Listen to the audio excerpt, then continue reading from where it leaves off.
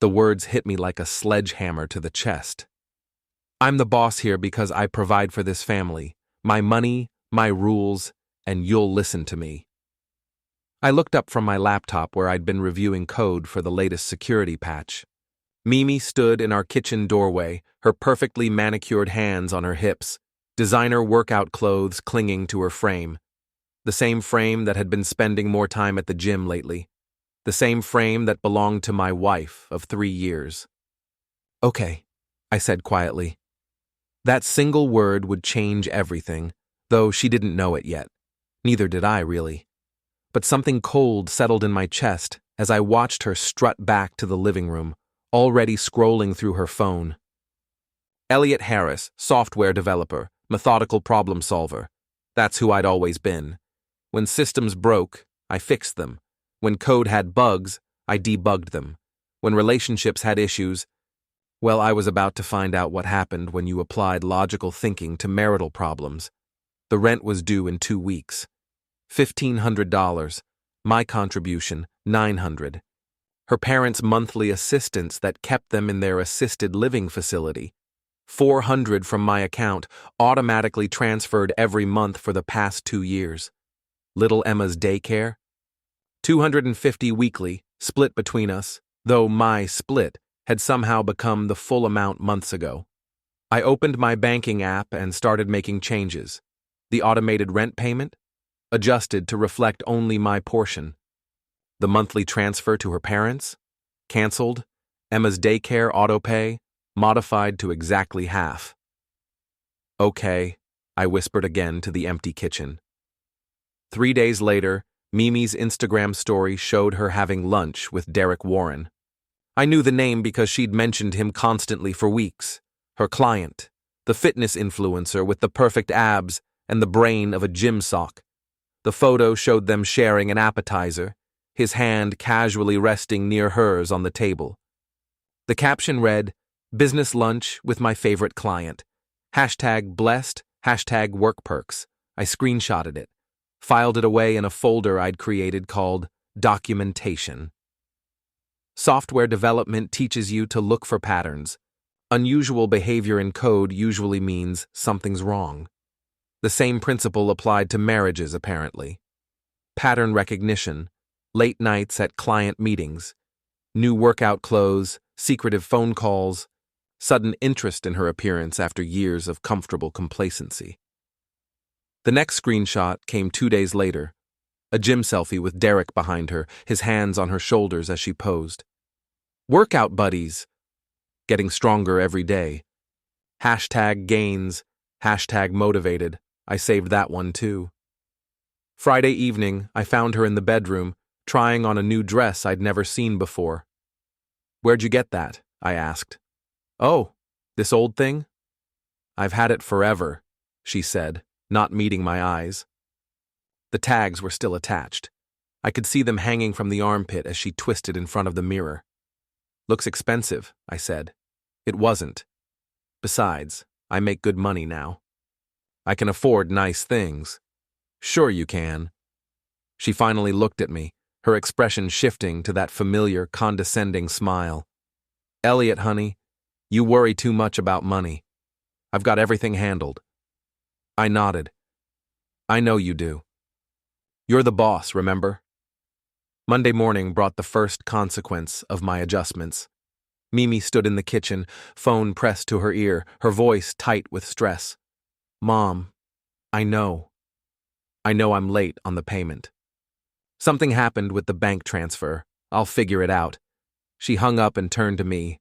My parents are freaking out. The assisted living place called them about the payment being late. That's terrible, I said, taking a sip of my coffee. What happened? I don't know. The automatic transfer didn't go through. Huh. Did you check with your bank? Her eyes narrowed. Yes, Elliot. I checked with my bank. They said the transfer was canceled from the originating account. Weird. Technology, right? Always breaking down when you need it most. I could see her brain working, trying to piece together what I'd done without actually asking the question. Because asking would mean admitting she'd been relying on my money all along, despite her declaration of financial independence. That afternoon, her Instagram story showed another photo with Derek. This time, they were at an expensive restaurant downtown. He was raising a champagne glass toward the camera, and her hand was clearly visible in the shot, wearing a new bracelet that sparkled under the restaurant's lighting.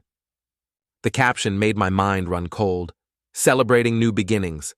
Sometimes you have to know when to upgrade. New chapter, all worth it. I screenshotted it, saved it, then did something I'd never done before. I forwarded it to her parents with a simple message. Thought you might want to see what Mimi's been up to while your payment has been delayed. She called me while I was still at work, her voice shaking with fury. What the hell did you send to my parents? Just a screenshot. Thought they'd want to see their daughter celebrating her success. Elliot, you don't understand. That was a work dinner. Derek signed a major contract with the agency. Congratulations. Business must be booming. Stop being an ass. My parents are asking questions now. They're worried about me. Maybe they should be.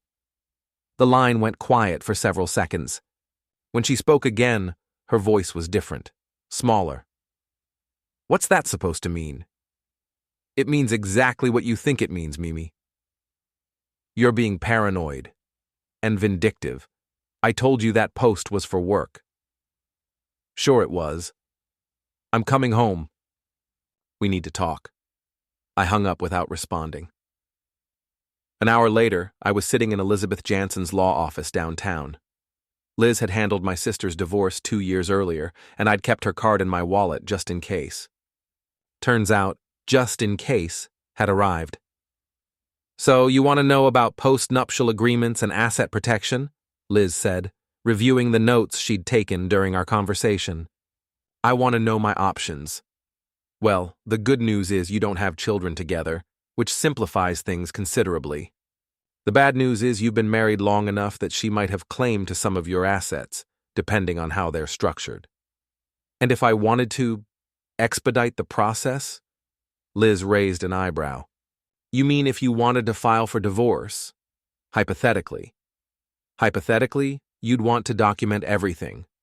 Financial contributions, evidence of infidelity if it exists, any communications that show her intent to defraud or manipulate the marital assets. And hypothetically, how long would that take? Depends on whether she contests it. If she agrees to terms, we could have papers drawn up within a week. I left Liz's office with a retainer agreement and a clear understanding of what came next. Mimi was waiting in our apartment when I got home, sitting on the couch with her phone in her hands. She looked up when I walked in, and I could see she'd been crying. We need to talk, she said. About what? About us. About what you think is happening.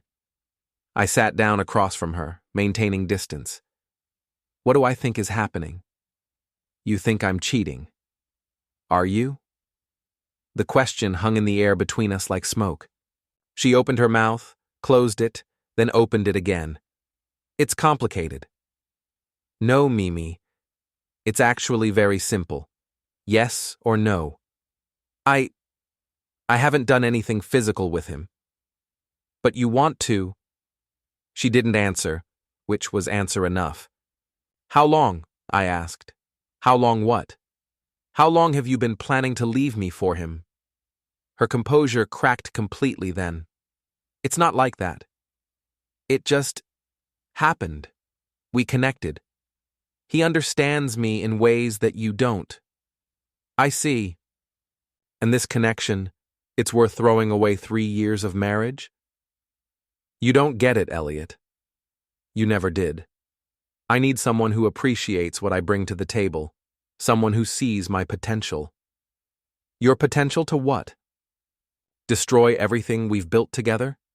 To be more than just your quiet little wife who stays home and manages your schedule? I almost laughed. Quiet little wife? You declared yourself the boss of this household less than a week ago. Because I am. I make more money than you do. Do you, though? Her face went blank. What do you mean? I mean, let's do the math.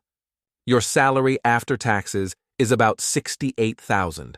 Mine is 95,000. But that's not the whole picture, is it? Because I also handle the rent, your parents' care facility, childcare for Emma when she visits, groceries, utilities, car insurance for both vehicles, and about a dozen other expenses that you seem to have forgotten about when you calculated who the boss is around here. That's not the point. Isn't it? You made this about money and power. You said your money, your rules. So I decided to follow your rules exactly. Understanding dawned in her eyes. You canceled the payments. I adjusted them to reflect your leadership philosophy. My parents need that money, Elliot. Then maybe their daughter should provide it. The boss, remember? She stood up, pacing to the window. You're being cruel. I'm being logical. You wanted to be in charge. You wanted to make the decisions based on who contributes more financially. I'm simply letting you do exactly that. This isn't what I meant, and you know it. Then what did you mean, Mimi? Because from where I'm sitting, it looks like you wanted all the authority with none of the responsibility. You wanted to control the household while I continued to subsidize your lifestyle. She whirled around, her face flushed with anger. My lifestyle? I work 60 hours a week. Managing social media accounts and taking pictures of yourself. Meanwhile, I'm debugging security vulnerabilities that protect millions of people's data. But sure, let's pretend your job is more important because it gets you Instagram followers. You've always been jealous of my success. Your success? Mimi, you take pictures of products and write captions. I build systems that keep hospitals and banks from getting hacked. We're not in the same league professionally, and you know it. The words came out harsher than I'd intended, but I didn't regret them.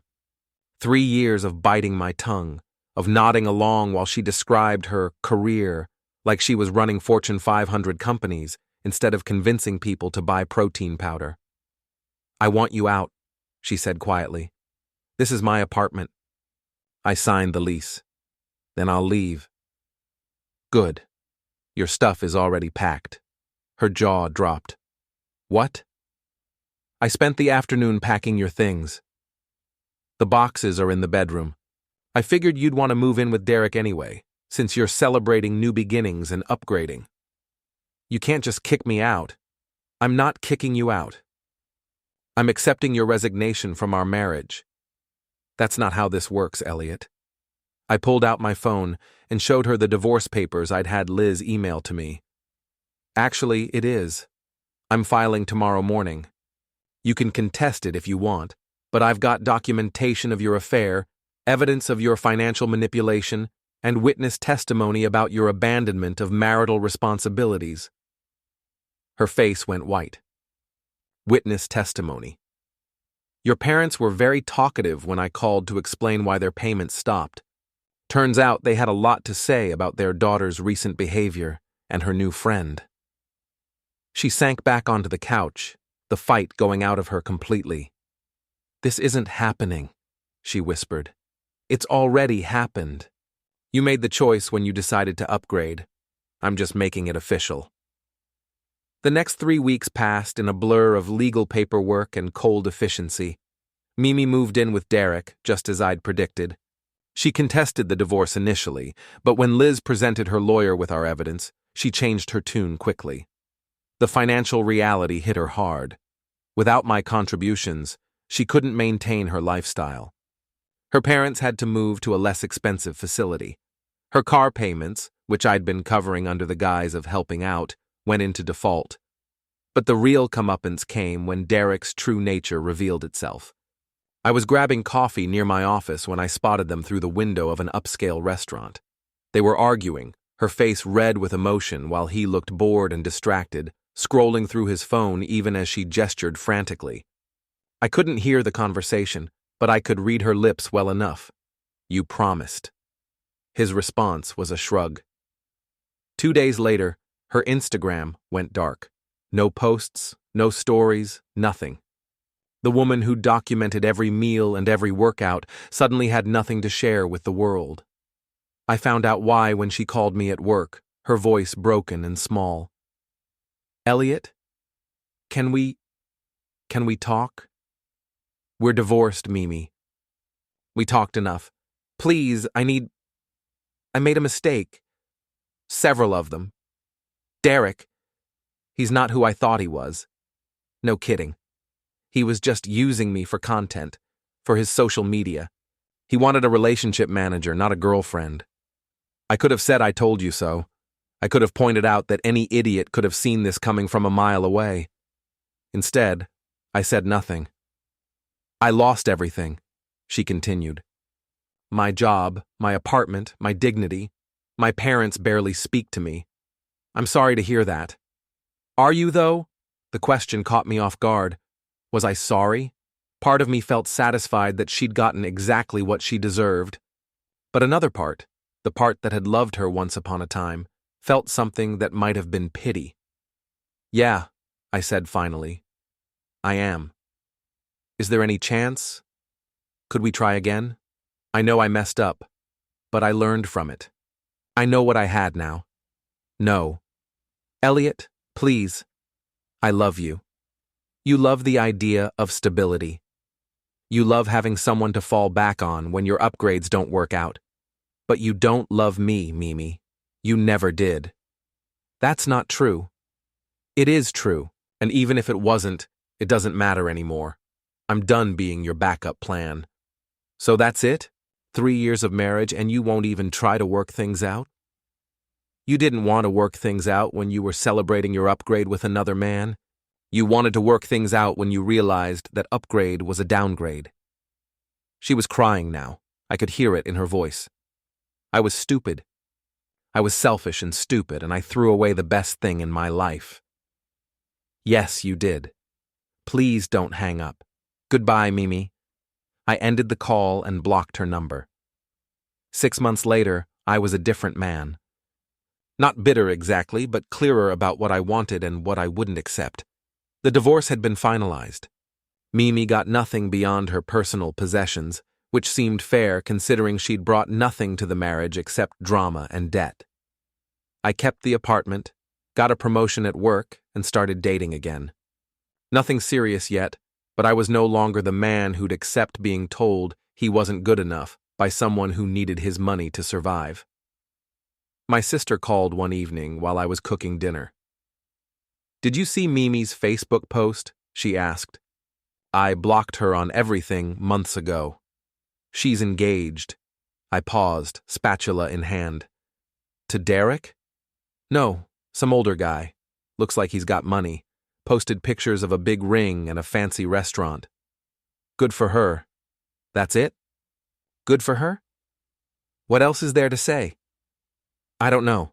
I thought you'd be more upset." "Why would I be upset?"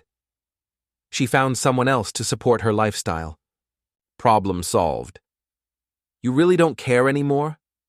I thought about it as I flipped my steak. Did I care? There was a time when the thought of her with someone else would have crushed me. Now it felt like hearing about a coworker's vacation plans. Mildly interesting, but ultimately irrelevant to my life. "No," I said, "I really don't." And I meant it.